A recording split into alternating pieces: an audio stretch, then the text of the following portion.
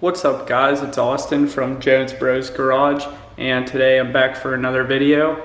Today we're going to review the 2020 Yamaha MT-03 that you can see right here. This is actually my wife's bike, and this is kind of like my debut video coming back because I haven't been posting a lot or consistently lately. I've just been really busy, you know. I got married and bought a house, but now I really want to come back and stay consistent. So this is my new garage for me to record in.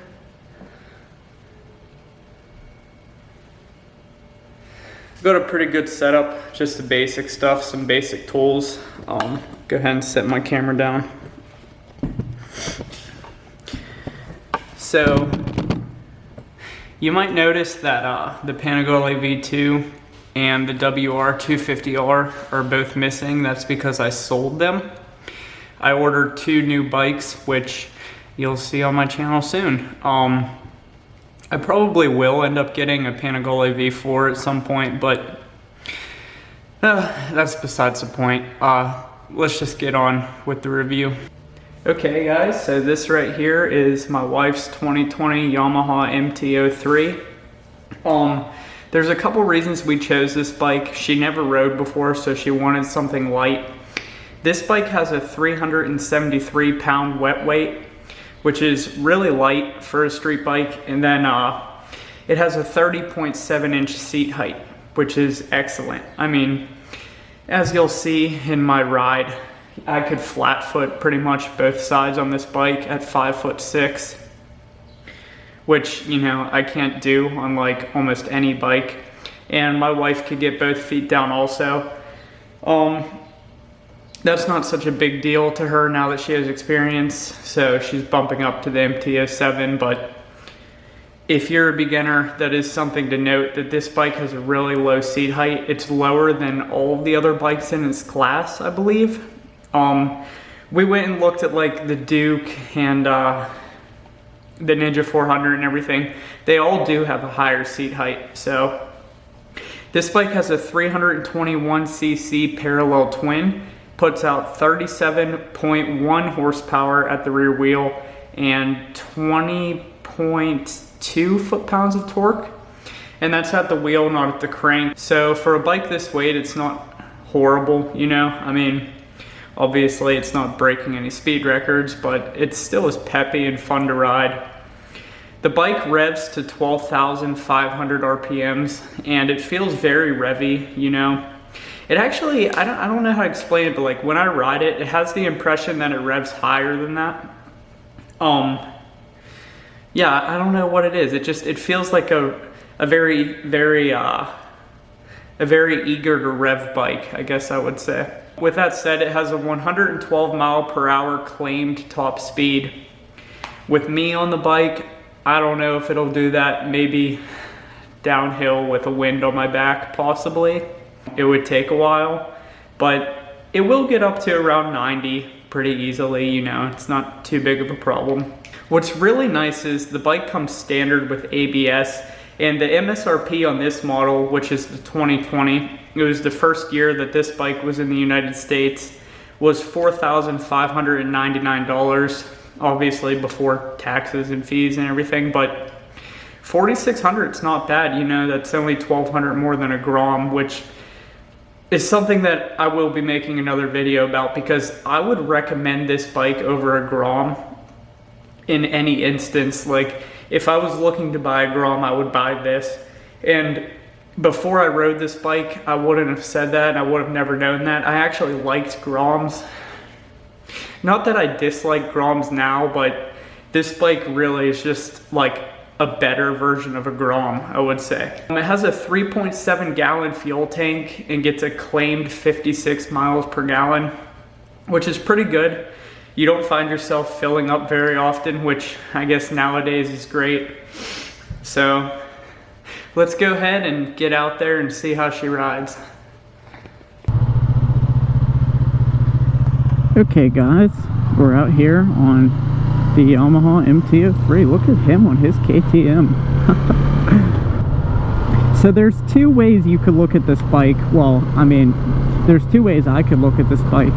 From the perspective of a beginner who's never owned a bike, I have a feeling most people that buy this are in that category. Or I could go ahead and look at this bike from my perspective as someone who's rode and owned a bunch of different bikes, from a Ninja 250, WR250R, all the way up to a 1700 Vulcan Voyager and Panigale AV2. And we'll go ahead and start by checking this bike out and talking about this bike from my perspective as an experienced rider. And I'm not going to touch on this for too long because I'm actually going to make a whole separate video about this. But basically what I want to say is there is zero reason to buy a Honda Grom over this. I'm not just a hater. I've ridden Groms, and I actually wanted a Grom until my wife picked up this bike and I realized that this is better in literally every single way. Like, I get that the Groms are a community, but there is zero reason to buy a Grom over this bike. Look at this. Just a little off-roading. Oh, sidewalk, no big deal. A little step down here. Oh, easy. Yeah, you buy a Grom just to do like some dumb supermoto stuff like that, basically, just how I just rode off-road there. Or, you know, maybe you buy a Grom because you want to do wheelies. Will this bike pick the wheel up? Well, maybe not with me riding because I suck. I literally can't wheelie, and I've like never ridden this bike. But hold on. Yeah, it'll pick the wheel up. Kind of on a downhill slope even. Now, granted, I am in first gear. Let's try again. Woo! Yeah, see, I literally, I'm not going to lie to you guys, I suck and can't hold a wheelie, so I'm just showing you that in first gear, yeah, this will pull the wheel up. Actually, let's try second gear. Oh, I was so close. I got up a little bit. I could tell you just got pulling the bars. I'm sure somebody experienced definitely could wheelie this in second gear. So you could wheelie this bike, and it's small and it's light. You could off-road it. The suspension is a million times better than a Grom, and it's highway capable. Yeah, there is actually no reason to buy a Grom over this. Yeah, you buy a Grom because they're cheap little bikes you could throw around, right? Well, guess what? This bike is only $1,200 more if you buy it brand new. Speaking of brand new, this bike is a 2020 that I'm currently on, which is the first model year for the MT-03 in the United States. And there's a few reasons why my wife chose this, and we're going to go ahead and get into that. Oh, that was close. We're going to go ahead and get into those reasons. First of all, guys, I'm 5'6". If you watch my channel, you know how I can't touch my feet down on any bike. Look at this, completely flat foot. This side, close. That's not usual for me. I think the only bike I've ever been able to do that on, other than this, is the Grom. So we'll go ahead and, with that point, start talking about why this is a great beginner bike. First of all, the seat height, as I just showed, is extremely low, which is what drew my wife to it over, say, a Duke 390. The way this handles bumps, I mean, I literally just took this thing off-road. But I'm in Pennsylvania, we got a lot of potholes. This thing soaks them up so well. Like, I'll hit this little drain here. You like barely even feel it. Barely even feel bumps in the road at all. And what's interesting is, usually on a bike where you wouldn't feel the bumps, that would mean that the suspension is super soft, you know, and it's not very sporty. That's just not the case with this bike. It absorbs the bumps really well, but oddly, when you're cornering it, it feels stiff still. And something to compare this to, my brother had a Ninja 400 that I obviously rode a time or two, maybe more than a time or two. And the one thing I noticed on that bike was that it was so stiff. Like if you hit a pothole or a bump in the road, you really like, it was jarring, I guess you could say. It was pretty jarring. And this bike feels just as sporty as that bike did and just as eager to turn in. Yet it handles the bumps so much better. It does have KYB inverted forks. As far as the braking goes, for this class of bike, honestly, I'm gonna say it's excellent. Very, very excellent. Yeah, the back brake isn't too bad, which is very surprising because the back brake is usually the brake that lags behind. And the front brakes, yeah, they're great. And granted, it doesn't take a lot of stopping force to stop a bike of this weight, I understand that, but again, you're talking about a bike that's $4,600 MSRP. It's like $4,599, and the brakes are good, the suspension's enjoyable. And so that leaves us to talk about the power plant. It's a V-twin, 321 cc's. Supposedly it puts down 37 horsepower, and that's at the wheel, not at the crank, which isn't too bad for a bike this light. It's nice also that it's a twin over something like the RC390 that I believe is a single. I could be wrong, but I'm positive there. But what's really strange to me is that this bike doesn't feel like a twin. It might just be in my head or something, but I swear this bike has a power band, like a very noticeable power band. Like, okay, so from 1 to 5,000, 6,000 RPMs, it's got a little bit of punch. After that, it's dead, right? Like nothing. And then you get to 10,000, and it pulls its hardest right there, which is strange to me for a twin, because this motor, it feels, and it also kind of sounds like an inline 4. Like this actually feels kind of like a miniature naked bike version of the R6. It's very revvy, very rev happy. It revs very fast, and it revs pretty high, and all of the power seems to be up top. There's some in the bottom, but there's feeling, to me at least, like there's none in the middle. And once I get up here to some free road, I'll go ahead and demonstrate that. I don't know how well that will translate over video, because that's kind of more of something you feel. But the point I'm getting at is, this bike, I think, is something special, honestly. This shares its power plant with the R3, so this would go for the R3 as well. This is undoubtedly the best bike I have ridden in this class.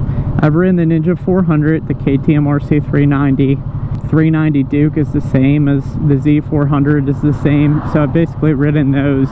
Granted, the ergonomics are a little different, but I've felt their power plants basically through the bikes I have ridden. This is without a doubt the best of them. The Ninja 400 might be a little more powerful, but in this class of bikes, who cares, honestly. This feels more powerful though than the Ninja 400. It feels more alive. It doesn't feel as beginnery, I guess. It's so crazy to me coming back to a bike like this, because I just know, like, if I would have started on this bike within a season of riding, I would have been like, oh, I hate this bike. It has no power. I want to get something with some power, and I would have wanted to get rid of this so badly. And now, after years of riding experience, I get back on a bike like this, and it's just an absolute blast. Like, I have so much fun on this bike. It handles so well. It's very light. And what's interesting is, like, speaking of the Grom again, I'm going to just bring up another point here. This bike doesn't feel like a toy like the Grom does. Alright, I'll go ahead and show you what I mean by that power band now, if it's visible at all. So nothing. Okay, pulls. There we go. Woohoo! Yeah. This is just a very rev happy bike. You always feel like you're going faster than you are, which sounds kind of lame, but whether you're a beginner rider or an experienced rider, that is a great thing, because that means that you could have more fun at a slower speed with less risk. So like when I ride back roads on this bike, I'm going slower than I would be on like a Panigale V2, for instance, but I don't feel like I'm going slower than a Panigale V2, if that makes sense. So basically, I think that you could have fun on this bike as a beginner or an experienced rider. The ergonomics in the seating position, excellent. Now, like I said, I'm 5'6", so might not be the same for everybody, but for me, the ergonomics on this bike are incredible. You could get into a pretty sporty position pretty easily, or you could sit up and be comfy. With gas prices the way they are nowadays, this would be a hell of a commuter bike. I'll go ahead and paste right here what it gets miles per gallon. I honestly don't know, because I just don't care, but I'm sure it's very high. And it does have a gas gauge. Something I just thought about right now is check out this dash, guys. This is a pretty good dash for a beginner bike of this caliber. You have a gas gauge, you have the bar style tachometer, a gear indicator, and your speed nice and big, all digital. I prefer this over the RC390 dash and over the Ninja 400 dash, if I'm being honest. And I also prefer this bike over those bikes, which is strange. I never thought that would happen, because I truly did enjoy the RC390. I thought it was a really excellent bike, but I just don't think it's as excellent as this is. Now, unfortunately, we are selling this bike because my wife is upgrading to an MT-07, but I'm also very excited to try the MT-07. Alright, so here's some Twisties. We'll see how she handles on them.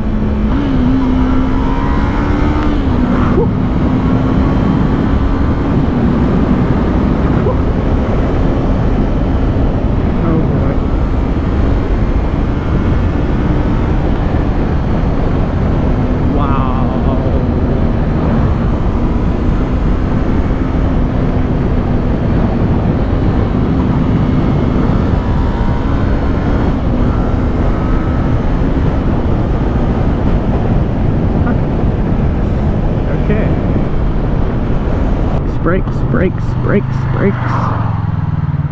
Alright. Oh. Here's a little gravel lot. Should test out how it does on gravel. My wife's going to be pissed. I'm going to come home and her bike's going to be dropped with a bunch of scratches on it. So far so good, you know. It's weird for me because I'm not used to riding a naked bike. So the ergonomics feel very dirt bikey. So, kind of feels like I'm on a dirt bike, so I don't know. This feels like natural, I guess. But these street tires, they are slipping around a little bit in this. But yeah, I mean, this is the point of why you buy a Grom. It's just for going out on adventures and going to dumb places that you wouldn't want to ride your big expensive bikes. And I think this does that all a lot better than the Grom. So, speaking of their ergonomics, I said they're dirt bikey. Actually, the pegs, they have your legs kind of bent. I don't know if they're the same as the R3 or not, but I wouldn't be surprised if they are, because they feel kind of sport bikey. Like your feet are a little bit behind you; they're not directly below you. And then you have this right here that you could put your butt against, which is also excellent for wheelies. I'd really like to learn how to wheelie well. So I kind of wish we were keeping this bike around, because I would assume this would be a great bike to learn wheelies. This is excellent, and it pulls up the wheel very easily in first. Okay guys, back on the road. Yeah, and I think it's so cool that this bike comes standard with ABS too, because, well, I mean, that kind of downgrades its off-roadiness if you're comparing it to a Grom. However, I don't think you're going to be doing any off-roading that serious on a Grom to where ABS is going to affect your riding. But I don't know. I mean, I guess that's one point for the Grom, is it doesn't have ABS, if you want to look at it like that. But for a beginner, or if you're using this bike as intended like a normal human, the ABS is really great. It's a feature that I like to have personally on my street bikes. I think that it could definitely save your life. But, you know, I'm pleasantly surprised by this bike. Like I said, it's such a fun bike to ride. The throttle is super smooth. Honestly, like I said, I'll say it again, it kind of just really feels like this powertrain is like a baby R6. Like, this doesn't feel like a beginner bike. You know, when I rode the Ninja 400, it really felt like a beginner bike. This feels more like you took a big bike, like maybe a Triumph Speed Triple, and just shrunk it. If that makes sense. And it's a good feeling. It makes this bike very fun to ride for me, an experienced rider. So let's go ahead and go see how this thing does on the freeway. Let's go ahead and get this bad boy on the freeway, see how she handles. I'm a 180-pound rider, if that means anything to you. Obviously it will probably do better if you're lighter, because I imagine it's going to be a tad low on power.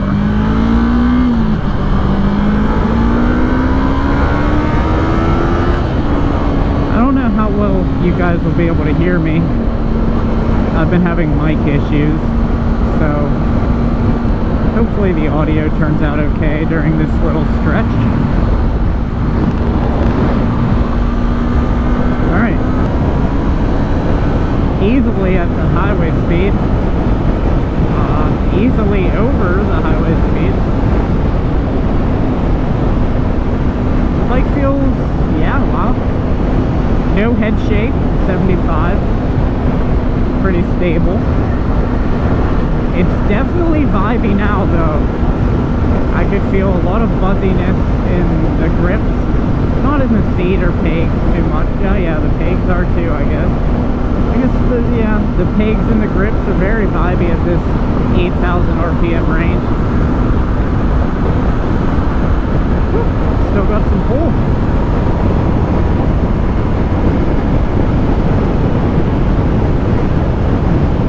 Nice. Still no head shake. And it's adequately windy out today too.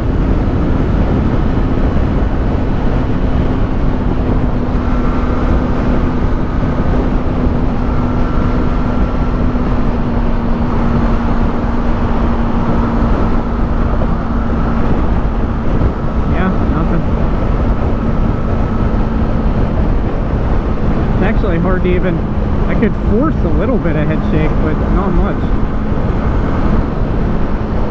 A very stable bike at highway speeds. Alright, so just in case my audio wasn't any good, I'll go ahead and summarize my experience with that little highway stretch. I was at around 8,000 RPMs and the bike is quite vibey. A lot of vibrations in the bars and pegs. That is my only complaint about this bike so far. It had no head shake at all, unlike my WR250R. I actually tried to force some head shake on it, and it was hard to even force it. It's a very, very stable bike at highway speeds. It's a very stable bike a little above highway speeds, actually. And it didn't have trouble getting me to highway speeds. I'm a 180 pound rider again. 185, somewhere around there, whatever, to give you an idea. So yes, this bike can handle highway. It's not the worst. It is a little bit vibey, if that's something that's going to bother you. But all in all, just to kind of wrap this up, what I will say is my wife buying this bike has honestly changed my perspective on bikes. It is the reason that I sold my Panigale V2. Don't be upset, guys. I'll probably be getting a V4 eventually, but for the time being, I sold my V2 to buy a Husqvarna 701 because I realized that a bike that is a little bit slower and a little bit comfier can be a hell of a lot of fun on the roads, which is the main place I ride. I mean, just as a side point from that, I do plan on getting into track this summer, so the Husky 701 will be cool for that too, because it's cheaper than a sport bike. But that's besides the point. The point is, this really changed my outlook on bikes. You know, this is the first naked bike that I really got to ride extensively, and it's such a great bike. I'm happy this is the first naked bike I got to ride, and I'm happy my wife had this as her first bike. I think this is a great option for a first bike. In fact, if you're looking to buy a bike in this class, I would choose this. And if you want something that looks like a sport bike, I would choose the R3, even over the RC390, because of potential maintenance issues and just because I love the way this bike rides, and I've ridden all of them. If I was going to buy, you know, something cheap on gas to commute with, again, 100% I would choose this. I would choose this over a moped. And if I was going to buy a Grom, I would 100% buy this over a Grom. So, I hope you guys enjoyed the video.